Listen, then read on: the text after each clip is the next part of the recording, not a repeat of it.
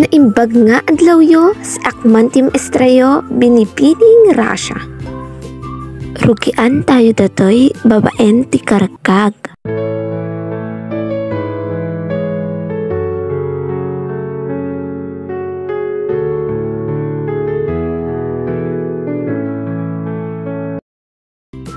Mga palagip.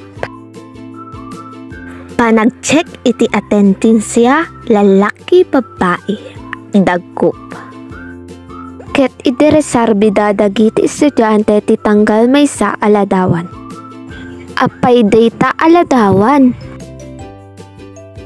Umiso na tayag at ababa. Umiso na pudod at nalamiis.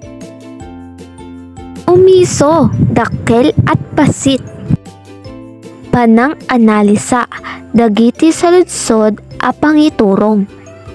Naimbag nga adlaw yo nga ubing nakakasagana kayo kadin nga agsurusuro.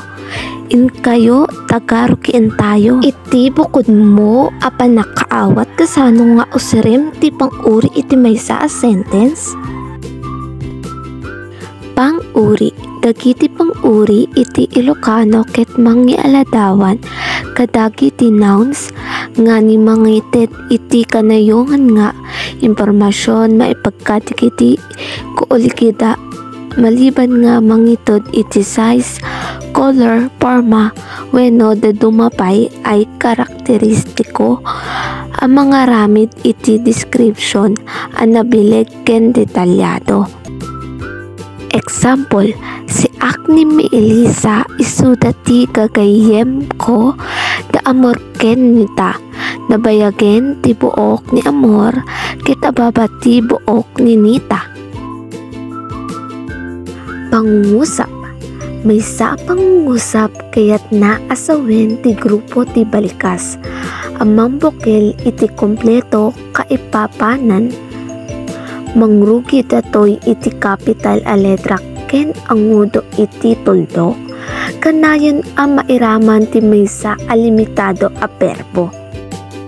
Mabalin at ti maysa pangungusap ket deklaratibo, interrogatibo, exclamatorio, wenno imperatibo.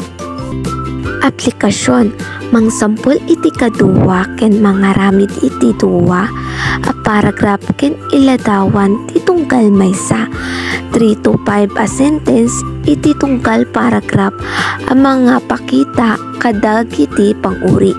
Kalpasan dita basaen ken ilawlawag iti klase. Tandaan dagiti pang-uri iti Ilocano. Sa pagtatapos, piliin ti umiso asumbat iti tunggal sa ludsod.